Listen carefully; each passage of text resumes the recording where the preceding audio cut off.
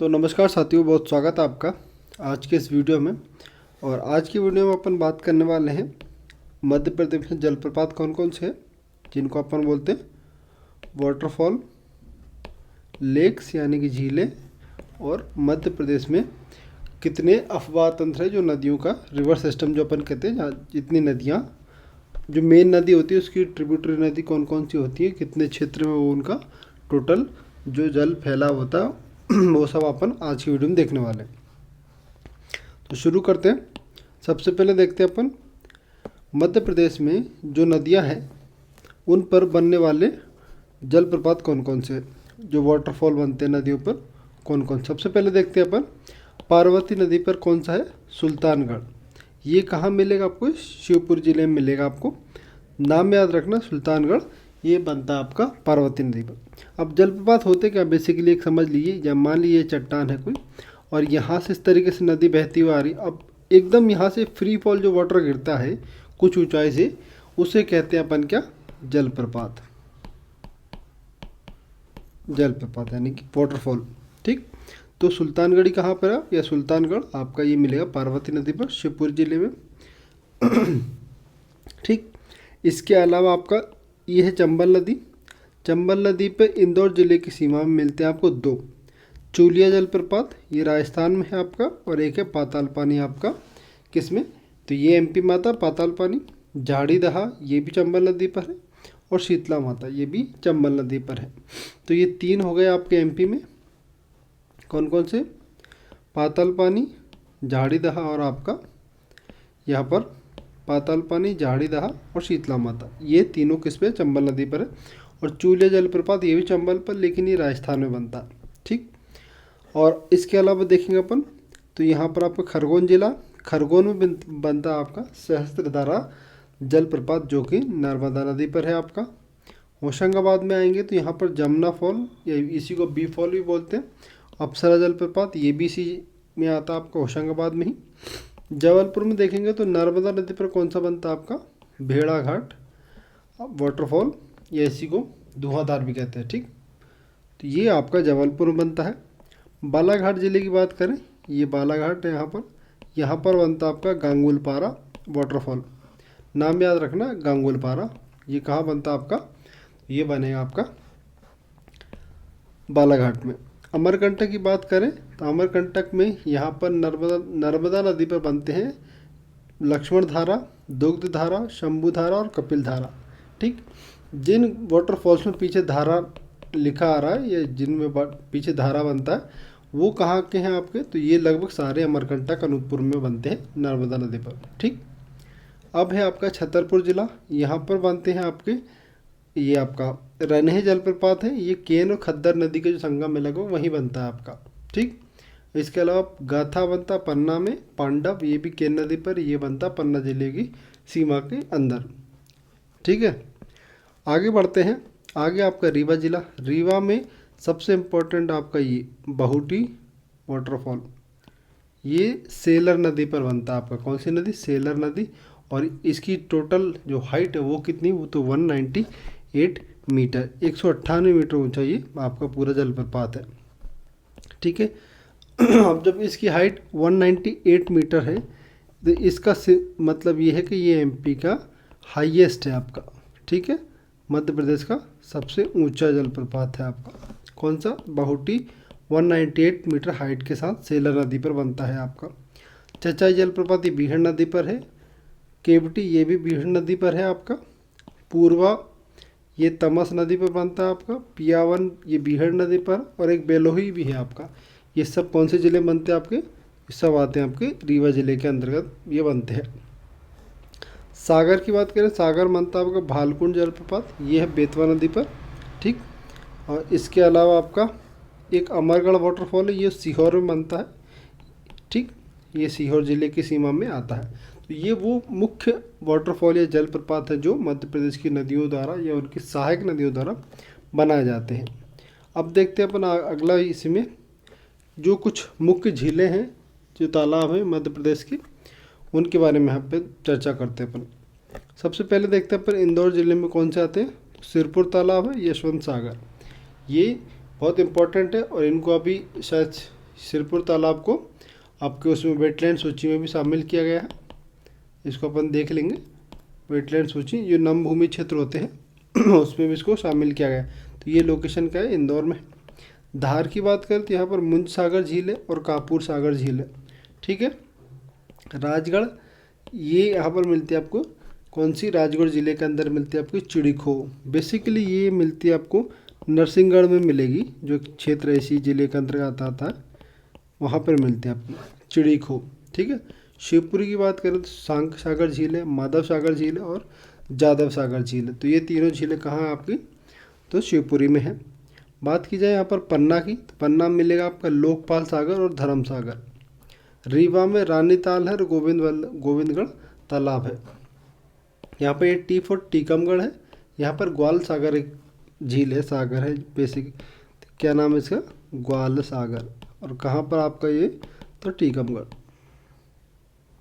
ठीक है, टीकमगढ़ में बनता है। सागर की बात करें, सागर में मिलेगा आपको लाख बंजारा, इसी को कहीं कहीं लाखा बंजारा झील भी बोलते हैं, लाख बंजारा या लाखा बंजारा झील भी इसी को कहा जाता है। ये आपकी सागर की है, ये बहुत फेमस है, आपको याद रखना है, सागर में लाखा बंजारा झील। जबलपुर की बात करें तो यहाँ पर बहुत सारी झीलें हैं, ठीक है। कौन कौन सी है, हनुमान ताल है, रानी ताल, गलोवा ताल, देवताल, सपा ताल, मड़वा ताल, आधार ताल, गंज ताल, परशुराम और संग्राम सागर। ये वो झील है जो जबलपुर, बेसिकली जबलपुर में बहुत सारी झीलें हैं। जो रानी दुर्गावती थी उनके कार्यकाल में उनके द्वारा बहुत सारी झीलें का निर्माण यहाँ पर किया गया था। ये आधार ताल जो है ये उनके सेनापति थे आधार सिंह कायस्थ, उनके नाम पर बनाई गई, आधार सिंह कायस्थ, ठीक है। तो इस तरीके से बहुत सारी झीलें हैं जबलपुर में। इसके अलावा और भी एक्स्ट्रा होंगी, वो भी अपन देख लेंगे, लेकिन ये वो इम्पोर्टेंट है जो हमें याद रखनी है। इसके अलावा देखते हैं अगला आपका भोपाल ज़िले में भोजताल, ये जो भोजताल है ये सबसे बड़ी लेक है भोपाल की। शाहपुरा झील है, मनीषा झील है, मोतिया झील, ये सब कहाँ पर आते हैं आपके, तो ये आते हैं आपके भोपाल ज़िले के अंतर्गत, ठीक। तो ये वो कुछ इंपॉर्टेंट झीलें हैं जो मध्य प्रदेश में है और अलग अलग ज़िलों में इनकी अवस्थिति है।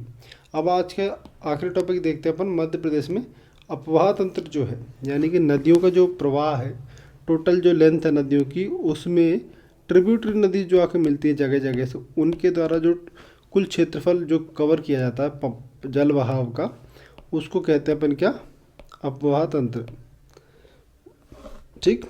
जल बहाव तो कुल जो एक, मान लीजिए अब इसको हम ऐसे समझते हैं कि एक नदी है कोई, ठीक है, ये एक नदी बह के आ रही है आपकी इधर से। अब इस नदी में एक नदी यहाँ से मिलती है, एक नदी आपकी यहाँ से मिल जाती है, एक नदी इधर से मिल जाती है, एक नदी आपकी यहाँ से मिल जाती है, और ये इस नदी का क्या है, मुहाना, यानी कि यहाँ पे ये नदी आके ख़त्म हो जाती है। अब ये हो सकता है इन नदियों की भी कोई छोटी छोटी ट्रिब्यूटरी नदियाँ हो, ये भी हो सकता है, होती है।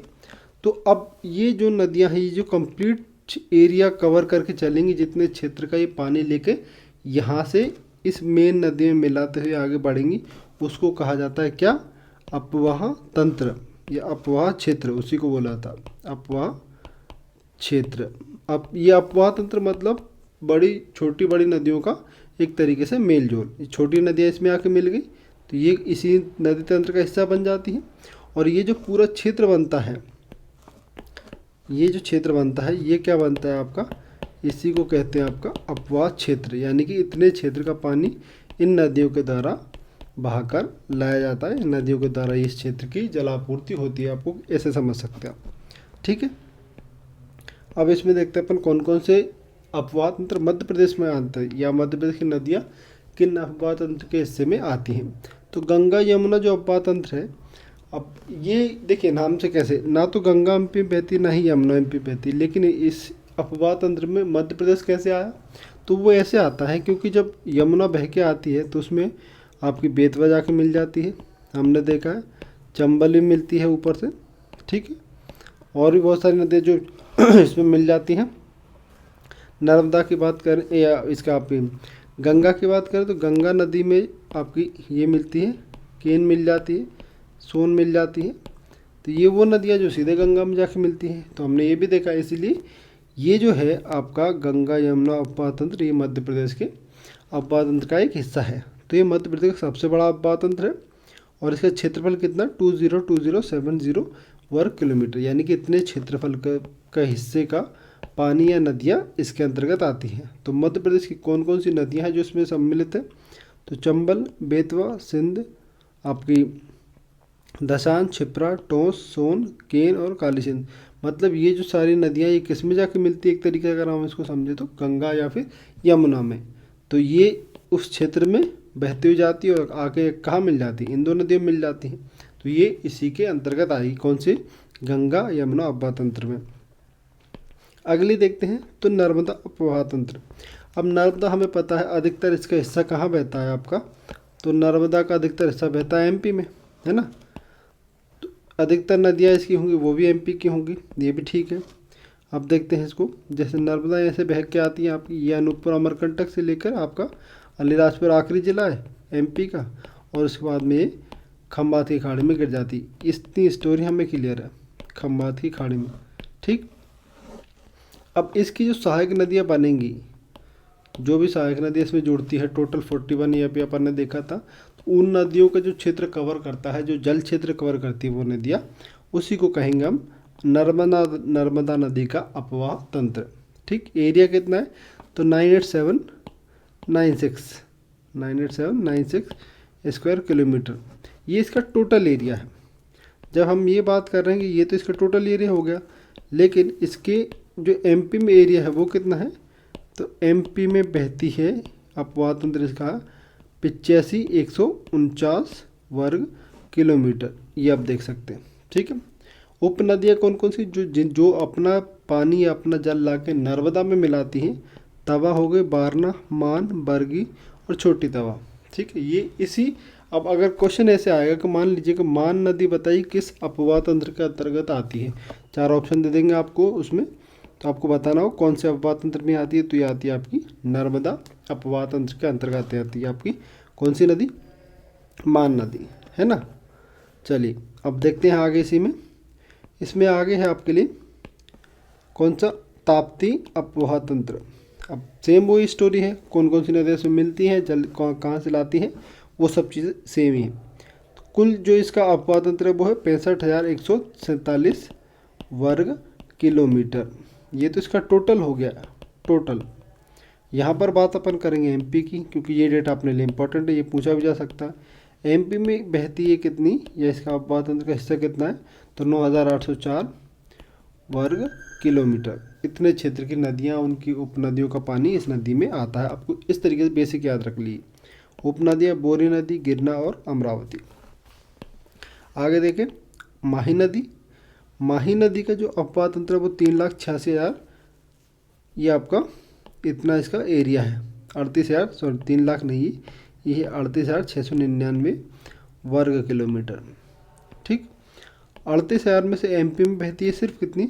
7,188 वर्ग किलोमीटर, ये इसका एमपी में अपवाह तंत्र का हिस्सा है। बाकी ये राजस्थान में बहती, गुजरात में बहती। जब अपन ने माही नदी पढ़ा था तब अपन ने इसको बहुत अच्छे से देखा था। उपनदियाँ की बात करें, जाखम और सोम। अब जाखम, सोम और माही नदी का संगम, कौन सा संगम बना था आपको? ये अपन ने भी देखा था उसमें भी। ये राजस्थान में यह न, ये अपवाह तंत्र जो है वो 56 का मैदान कहलाता है। तो ये याद रखेंगे कि कौन सा मैदान है, या 56 का मैदान किस नदी का क्षेत्र कहलाता है, किस नदी के अपवाह तंत्र का क्षेत्र कहलाता। तो ये कहलाता आपका माही नदी के, माही नदी अपवाह तंत्र जो है वो राजस्थान में क्या कहलाता है आपका? तो ये कहलाएगा 56 का मैदान, ठीक। आखिरी है महानदी। ये मध्य प्रदेश में बहुत कम बहती है, मतलब इसका अपवाह तंत्र काफ़ी कम है, 154 वर्ग किलोमीटर, और मध्य प्रदेश का सबसे छोटा है। सिंपल सी बात है। तो इस प्रकार से ये वो है इन्फॉर्मेशन है जो आपको याद रखनी है, और यहाँ से बहुत सारे क्वेश्चन पूछे जाते हैं। मेन क्वेश्चन यहाँ से बनते हैं कि नदियों को देकर उनका अपवाह तंत्र का जो क्षेत्र है वो पूछ लिया जाता है। जैसे कि अगर यहाँ पे क्वेश्चन बनता है तो पूछ लेंगे काली सिंध नदी है, ये किस अपवाह तंत्र के अंतर्गत आती है? तो इसमें पहला ऑप्शन आपको मिल जाएगा गंगा यमुना, ठीक। दूसरा दे देंगे नर्मदा अपवाह तंत्र, और तीसरा मिल जाएगा आपको इसमें ताप्ती, और सेम ऐसे आपको चौथा इसमें ऑप्शन दे देंगे माही। तो पूछा क्वेश्चन ये जाएगा कि आपसे बताइए कि काली सिंध जो नदी है, काली सिंध नदी ये किस अपवाह तंत्र का हिस्सा है। ठीक, सिंपल सा क्वेश्चन बनेगा इस तरीके से कि काली सिंध नदी जो है वो किस अपवाह तंत्र का हिस्सा है। तो हमें पता है ये किस में आती, तो ये आती गंगा यमुना में। ठीक है, तो इस प्रकार से अपन इसका आंसर कर सकते हैं। तो ये नदियों से रिलेटेड जितनी इन्फॉर्मेशन थी वो अपन ने यहाँ सब कंप्लीट कर ली है। अगले वीडियो में एक नया टॉपिक लेके आएंगे, तब तक अपना ध्यान रखिएगा। धन्यवाद।